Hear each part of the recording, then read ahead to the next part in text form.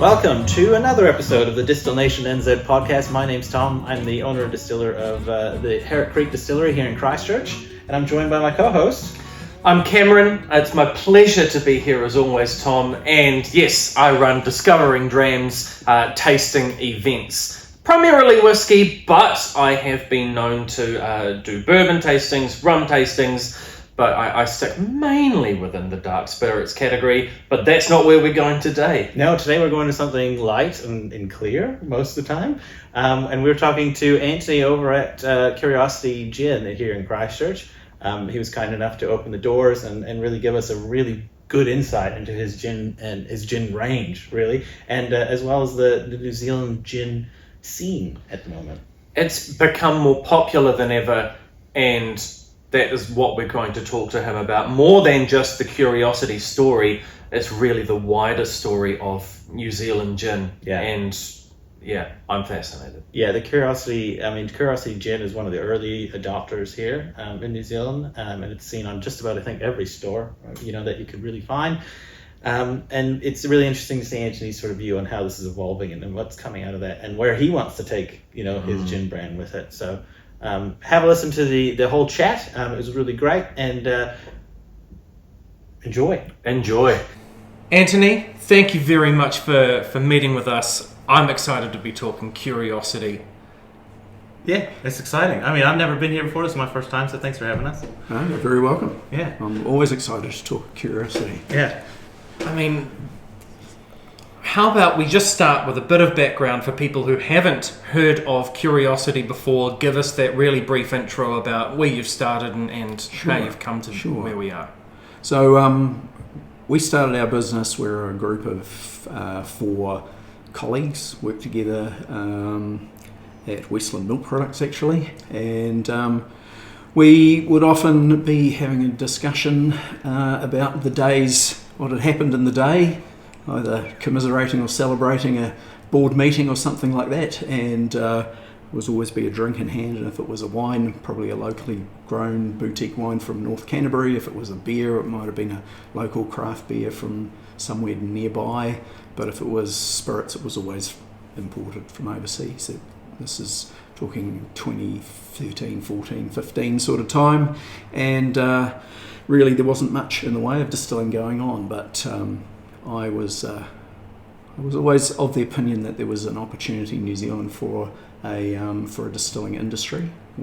I'd been living in the States for a little while, seen the craft beer thing come, and then the craft distilling thing come after that, and then just looking around New Zealand, we have such amazing opportunities to produce fabulous spirits. I mean, we produce amazing food and beverage products anyway, pretty much in every category, so why shouldn't we do it in distilled spirits? So the 4 of us decided that we were going to, we got on Alibaba.com, found a little still that looked like it could do pretty much everything we needed to do, and we were living in Canterbury, so we have the world's best barley growing in the Canterbury Plains, world's best water just running through our pipes, so we thought we should be able to make the world's best single malt whiskey. So we decided we would get this still, put it into Bernard's garage in Rolleston, and we were going to make the world's best single malt whiskey in Rolleston. But, when our still arrived in the country, we met some guys who were already distilling whiskey in Christchurch, had the same dream as we did, and we partnered with them to make the whiskey for us, and we put our still in their distillery. And I decided, since I was about to turn 50, that it was time to have a midlife crisis. So I chucked in my career of 25 plus years in corporate dairy and went down the distillery to learn how to do that. And great way to learn to distill is to make gin. Gin, all of the things that you need to learn about distilling, about how to deliver flavour and where the flavours come from in your distillations, you can learn that distilling gin. So while I was learning the whiskey making from the other guys, I was teaching myself about distilling with the gin, and so we came up with the brand Curiosity Gin. And fabulous thing about gin, you can make it one day, sell it the next. You don't have to stick it in a barrel and wait for 5 years hoping that something nice will come out. So you can develop a whole bunch of other things around your business with gin that you can't do at the start with whiskey. See, I was going to ask you about the name, Curiosity, where it came from, but if I'm hearing you right, it's because you were essentially learning on the job. Well, yeah, because we were curious about everything we were doing. Curious about gin, curious about distilling, curious about the business of spirits, which is something that none of us had any experience of prior. So it was all about learning on the job, I guess. So, I mean, it's funny, you talk about this 2013-ish, that if you were drinking spirits, be it whiskey or gin, it was something that was imported.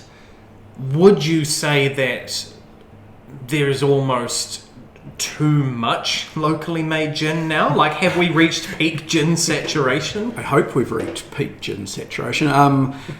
When we launched our first gin November 2016, and this was it. Recipe 23. Recipe 23 it was called because it was our 23rd trial recipe that we developed. We decided that recipe 23 was enough. 23 trials was enough. We'd put something in a bottle and we'd start trying to sell it. So we developed recipe 23, and it's based on refining ourselves the barley spirit that we were making for whiskey.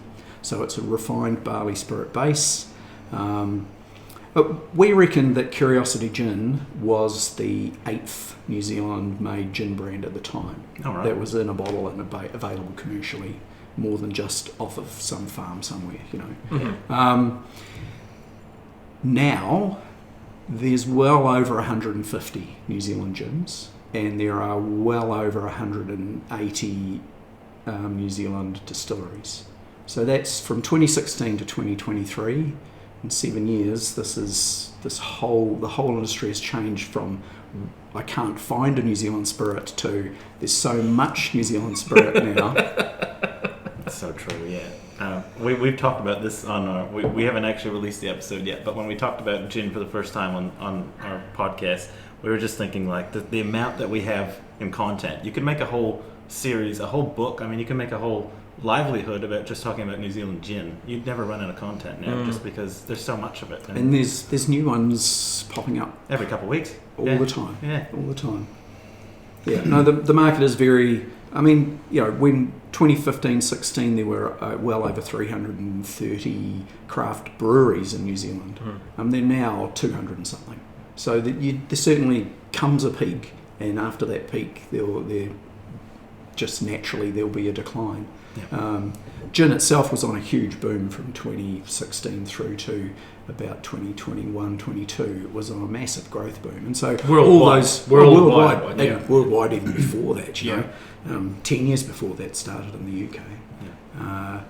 But so when it's growing, it's all right. When there's a whole bunch of new entrants entering, then we're floating. Rising tide floats all boats, right?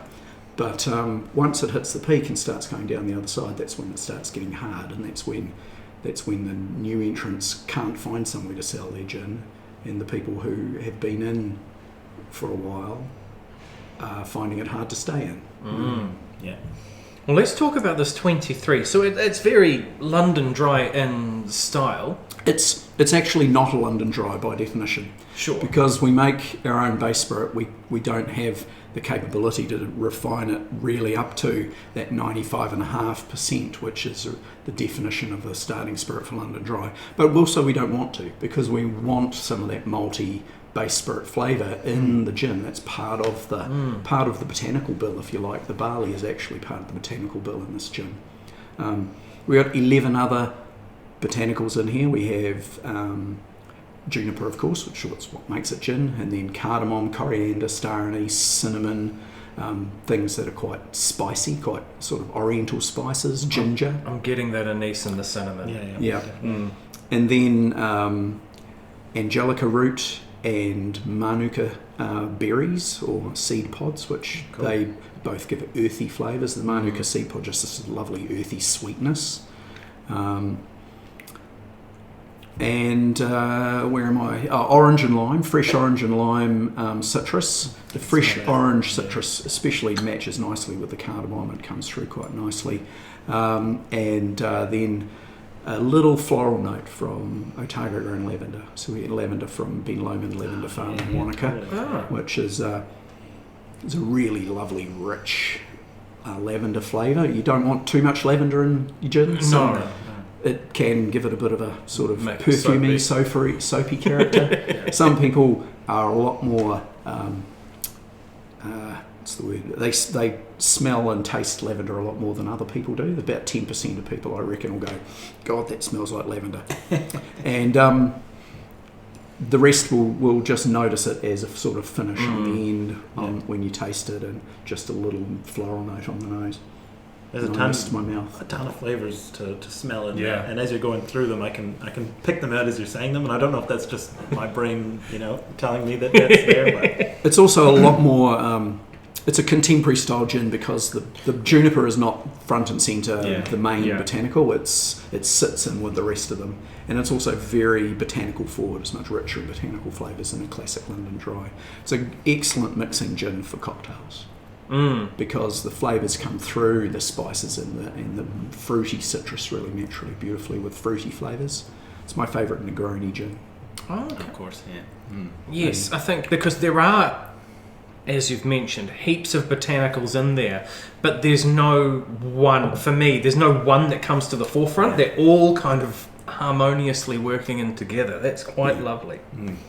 Is this do you macerate it beforehand, or is it in the still? It is a bit of a hybrid. We do a maceration with most of the botanicals and remove them, and we have some that we leave in the vapor basket. Oh, neat. So, seeing as we've kind of talked about this saturation and how numbers have simply exploded, coming back to curiosity, what is it about the curiosity story that really separates it out and makes it distinctive? Well, I think our flavours are pretty distinctive. We try and make all of our gins very individual. So we don't have, at the moment, we have 2 London Dries, but they're both very individual flavoured London Dries. And I don't know. I hope that the name speaks for itself, right? And the bottle looks fabulous, don't you think? Yeah. I was going to say, most people shop with their eyes before they. So hopefully that stands out on shelf, and people go, "Oh, that looks cool. I'll take one of those home." Yeah, because I was going to. I had talking to a colleague this week, and she bought a bottle of gin purely because the bottle was pretty. Like how much. I know that the bottle has gone through a few itinerations over the years, but how much thought, planning, and design. It's a distinctive shape. It's a distinctive colour. Our very first bottle was I tell people when I do our tour that we started making Curiosity Gin partly to learn about this business, and part of learning about it was how you market and sell and brand and all that stuff. And all the decisions around the packaging that we made at the first time we did it were wrong. We had the wrong size bottle, we had the wrong shape bottle, we had the wrong logo, we had the wrong labels. It was just all bad. I know that feeling. And we did it, we made a bunch of decisions ourselves without a lot of outside help. We did it on the cheap, and we paid the price for that. When we got this bottle designed and this logo and labelling and everything designed, we went to people who knew what they were doing, and we paid them good money to help us to get to a point where we had a look and feel and a brand that could stand out and be what they call in the business ownable. So we have an ownable brand, an ownable logo. It's very distinctive. It is, yeah.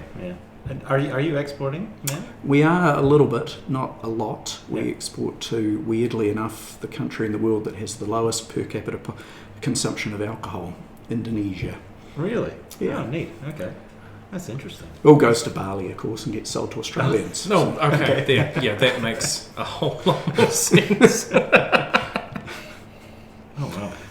So compared to the whiskey, which is more small batch, like what kind of challenges do you face having you've got an impressive lineup and you manage to keep that kind of as a year-round core option? What challenges do you face doing that? Getting that consistency throughout the year. Consistency is not too bad once you get to the sort of still size that we have, the 500 litre still size. We're making 1,000 to 1,500 bottles at a time, and differences in the botanicals that we're using are sort of flattened out just by volume. So consistency is not that difficult. Like most things, making things is actually not that hard. Selling things is hard. And it's consistency of sales that's the difficult part. Keeping it in front of people, keeping people interested, keeping them wanting to buy our product. And the market's changed a lot since we first started, so that the way of doing that has changed as well. And we have to, we are at the moment going through a process of thinking about whether we have to reinvent our brand again and do another second time, seventh, so it'll be third branding in 7 years. The market changes that quickly. Wow. That's certainly, especially when you've built up such equity in the market, people are learning and are becoming quite familiar with Curiosity and the distinctive bottles. Yeah, and I think part of the problem when you have 150, 160 gins, new ones entering the market all the time, it becomes like that craft beer market where unless you're putting a new product in the market every month, you're missing out on people looking for the new thing. Because every time they go into the bottle shop, they're seeing a bunch of new gins they haven't seen before. So they might go, I love that Curiosity, I've had it before, but I've had it before. And look, there's 5 new ones up there that I can look at the pretty colours on those bottles. So, it's everyone knows that people shop with their eyes now. 5 years ago they didn't. Now they do. It's a whole different ball game. I find it's a lot of people looking for those special releases, those limited ones that they come and go, and that might be it forever, sort of thing. Do you see that at all too? Yeah, definitely. It's something that we're looking at trying to do, probably with a secondary brand. All right. The Curiosity, because of the shape of the bottle and the way it looks, it's difficult to differentiate a whole bunch of new ones. The only thing we can differentiate really on the look and feel of the front of the bottle is this bit. So we can do different colours and different icons, but that is not going to flash I'm new and different to someone looking on the shelf. So we're looking at bringing out a sort of secondary brand where we can play that. Here's a new gin, here's a new gin, here's a new gin game. Oh, that'd be cool. That'd be really cool. Yeah. So you definitely think there's more room for these experimental, one-off novelty kind of... they're fun, aren't they? and we've got a recipe book with, I don't know, probably 20 different cool, neat gins that we could do. And we used to run, I don't know if you came to them, we used to run sort of bars here. Yes. And we did them once a month for sort of a few months in a row. And every bar we would bring out a new gin just for that pop-up license. And so all those gins were, blow my own trumpet, but they were bloody good gins. So we're keen to just use that sort of library of great products that we have and start putting them in bottle and getting them out there and maybe develop some excitement and interest. Because at what point does, there's a one-off novelty, at what point do you think of either making it part of the core lineup or thinking, okay, it was good, maybe we make it a seasonal release? Yeah, well, absolutely. Seasonal releases options. To make it part of the core lineup, you've really got to take something out. You don't. Okay. It's hard to have a core lineup that keeps getting bigger and bigger. There's an Archie Rose. God knows what their core lineup is, but they're an unusual case. Yeah. And we're actually taking 2 of our current 6 out of our retail offering, of our offering to the retailers. So we're only going to have 4 that we are putting out through our distributor. Those 2 will still be available through us, but not through liquor retail, because it's just too hard to have that much room on anybody's shelf when there's that many gins around, and they don't know which one to pick either if you've got 6. That's fair. Is part of this wanting to be part of something new, showcasing a new offering, is that where the idea for the RTD range came from? The RTD range came... I've always thought there should be an opportunity for craft RTD. I mean, why would you...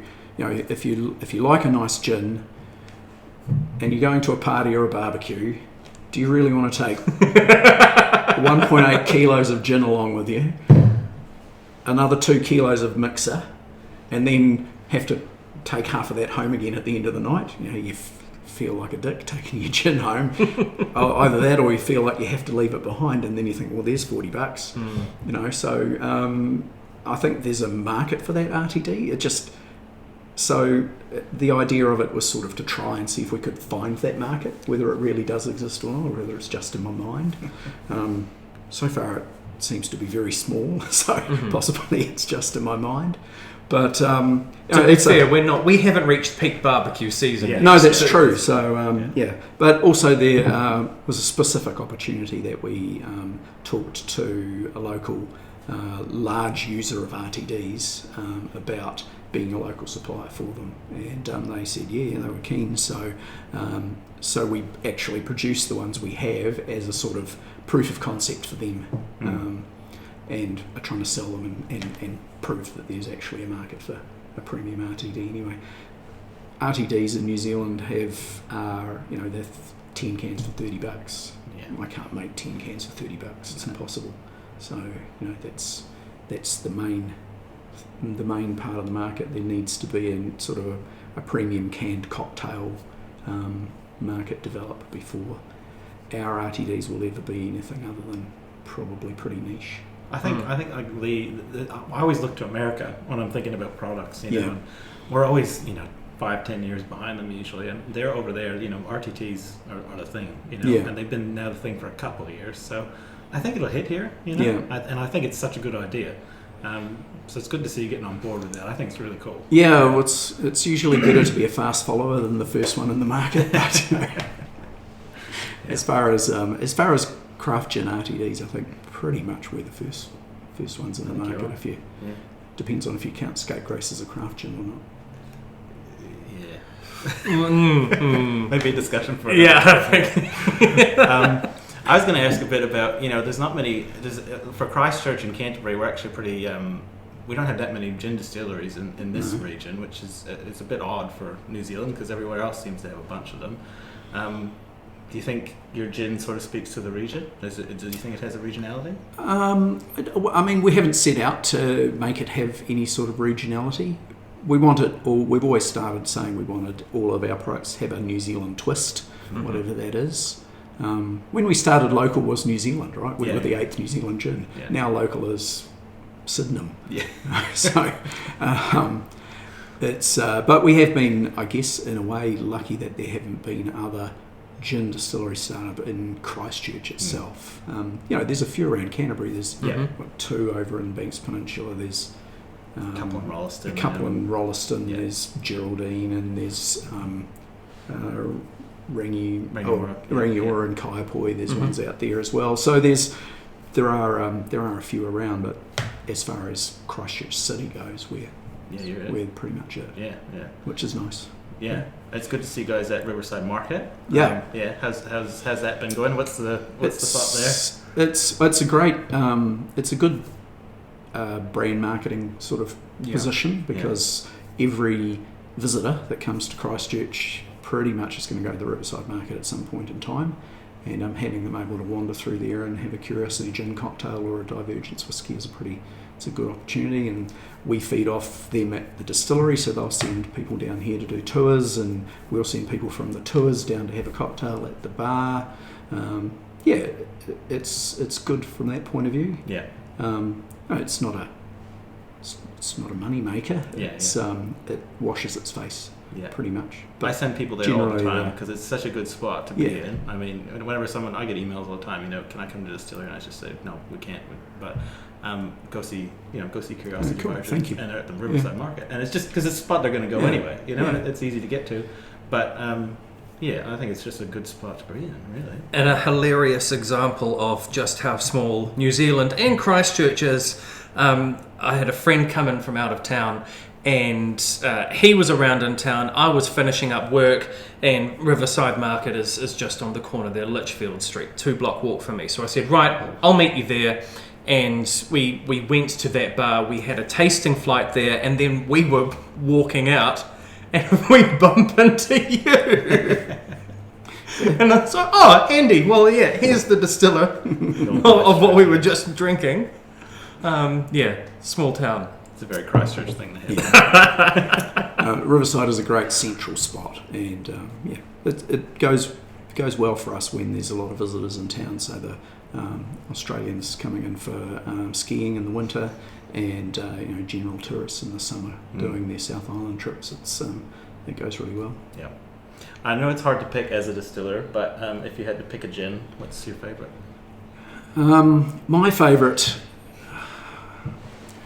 My favourite is probably our classic. Oh yeah. Sorry, grab the classic. Yeah. Classic is.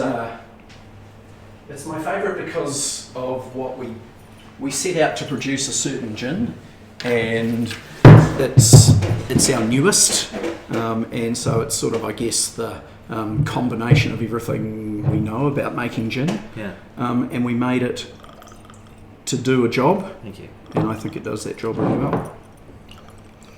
What's that job? I wanted to make a great martini gin, just a classic martini gin. My favourite is Tanqueray 10, so we wanted to make a gin in that sort of style of this Tanqueray 10, which is quite floral, quite fruity, very smooth and soft, very easy to drink. It is. The smell is incredible. It almost smells like a martini in a glass without vermouth. It's part of that is because we use a bit of wine base spirit, so we take some base spirit that comes from wine, and we use that as part of the base spirit for the gin. So we have some of those wine fruit flavours in there that you would get from a traditional dry vermouth, and they're in the gin already, so they help to match with those vermouthy flavours. The nose on that, I mean, yeah, it's quite nice, and there's an earthiness a little bit, like just that slight earthiness under the floriness, but the taste is great. I could definitely see that in a martini. I mean now that you've said it, for sure. It's just so smooth and soft and easy to drink, and just a twist of lemon. You can drink it on its own, really. Yeah, it's great. Yeah, this isn't calling out for tonic. No. It's not calling out for... Couple of drops of vermouth, and away you go. Yeah, absolutely, yeah. Just pointed in the general direction of it. Wave the bottle of vermouth over it. Yeah, that's the one. That's what they say, isn't it? A dry martini. Extra dry. Yeah. Wave the bottle of vermouth over the top.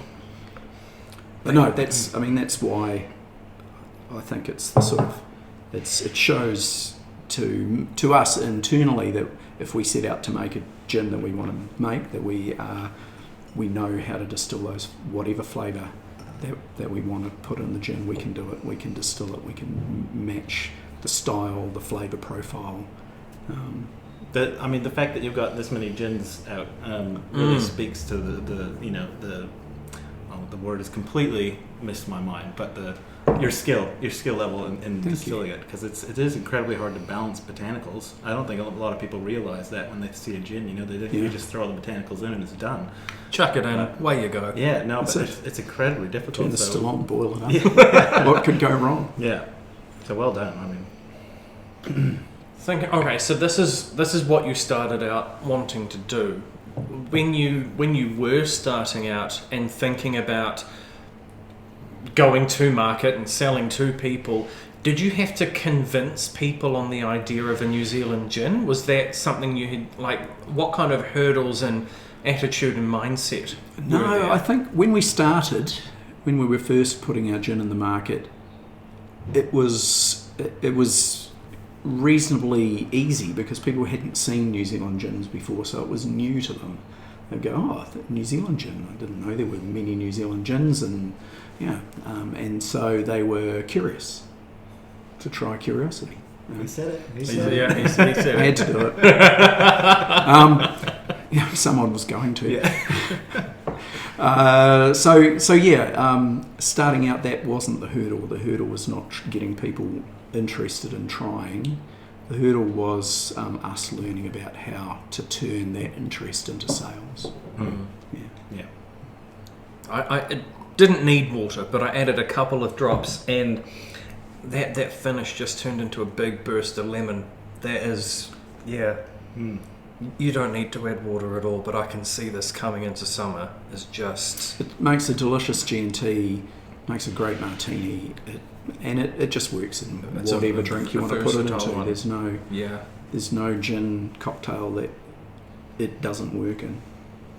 I don't really get the impression that you're stopping to innovate at all with gin, right? So what are you most excited about going forward?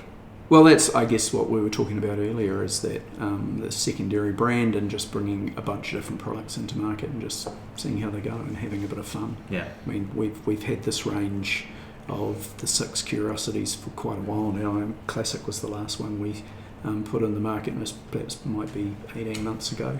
And there's not much room in curiosity to put more in, so it's more about how do we find that opportunity to innovate and start doing new things. And so I'm excited to just put a bunch of things in. I mean, one of the most fun things, cool things that we tried once was we wanted to make a breakfast gin, and my favourite breakfast was marmalade on toast. So we distilled some toast and some marmalade and some butter with a gin, and we made a gin that was a lovely martini gin, just the grapefruit citrusness that came out of the marmalade, really? And then the toast flavour came through, that toasted bread. Yeah. That worked quite well. And then the most exciting thing was the finish. After all the gin had gone, it left this beautiful butter flavour on your tongue. The finish was butter. Yeah. It was just so cool. Why have we not seen this? I'd love to put that one in a bottle. Yeah. Yeah, I don't know how much toast we'd have to do on a 500 litre still. I mean, that's a lot of toast. You might need the deal with a local bakery for that one. But I mean, that sort of thing is all fun. It's cool. That's The idea started because we were just talking about what everyone's putting all sorts of crazy things in gin. What would you do? I mean, you could make a cheeseburger gin. Just when we thought we'd make a viral video of people throwing cheeseburgers into the still and turning it on to make a cheeseburger gin. We came up with the idea of marmalade toast. Something a bit more realistic. Yeah. I like those more down to earth ones, because some of them are pretty out there, and it's when is it not a gin anymore? I'm not sure that butter is really a botanical, but hey, this is your dairy industry coming through. That's it. Yeah, absolutely. Bring it back. Yeah. So, what are you most excited for? If we're going to get out here on this final question, what are you most excited for the future of New Zealand gins and where we're going? New Zealand gin. I think it's international market developing for New Zealand gin products. At the moment, there really is very little export. We're exporting the sort of amount of, in dollars terms, in the whole spirits market, we're exporting about what the wine industry was doing in 1985 or something. Right. The wine industry now is $3 billion export market. So in 20-30 years, we could develop a $3 billion export market. Why not? It should, and there's no reason why not. I mean, whiskey in particular is a huge international market.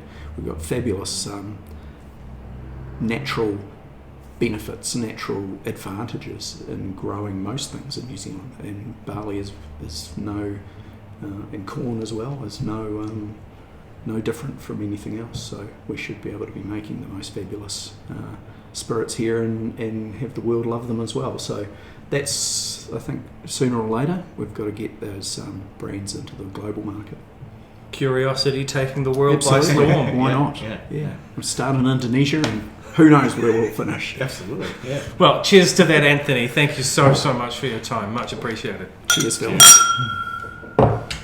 So that was great. That was another great chat with Antony. I mean, he's just such a fascinating fellow to talk to. I mean, wealth of knowledge, really. And I mean, his gin range is so good. I mean, Recipe 21. I mean, that was really, really. I think that's a standout for me. It was something. Now, I mean, if we pull back the curtain just slightly, Yes, we sat there for an extended period of time because you should go and listen to the Divergence Whiskey episode if you hadn't already. Yeah. He was more than generous with his time. We told him we wanted to have 2 distinct conversations so that we could tell the Divergence and the Curiosity story, and he gave that to us. So our sincere thanks to Antony for giving up his afternoon for 2 episodes of this podcast, but 2 very distinct stories that he's trying to tell with those 2 brands. Yeah, I mean the Curiosity brand. He said it a few times, and I got really excited. It was about the curiosity of what you could make with tea, and I was very excited. He said it. I He think said the word. He even said it in the Divergence one, and I was excited. I don't know how he did it, but it's a really great brand, and he's doing some really cool stuff. And it sounds like some newer stuff coming down the pipeline under a newer name, maybe, but we don't know much about that. No, but I mean, as just a hint of that, that we didn't try on camera, is he's making absinthe. Yes, yeah. That again it came out of the sense of experimentation and where can we go and what can we do next. They're making absinthe, and it is actually. If you love licorice and aniseed and those kinds of, it's really well done. Yeah. Oh, but it's that's another conversation for another day. Absinthe is yet another spirit we have yet to dive into. But we really hope you enjoyed that chat. It's nice that we can hit these Christchurch local distillers. But we still have to go abroad and see some more of the country, of course. And we have plans. We have plans, and we are looking forward to, in the new year and beyond, of heading further afield from Canterbury and getting those stories from the distillers and from the people who are making the spirits that we love. Yeah. So thank you so much. And if you have any suggestions, any questions, you can reach out to us anytime on our socials at distilnationnz or on our email address, distilnationnz@gmail.com. And you can check out more on our website, distilnation.nz. So there's a plethora of ways you can get in touch with us. And we'll find us at some... If you can't get a hold of us, it's your fault. Okay. Maybe that's not fair. But thank you again. I hope you have a great week, and we'll chat to you next time. Cheers. Cheers.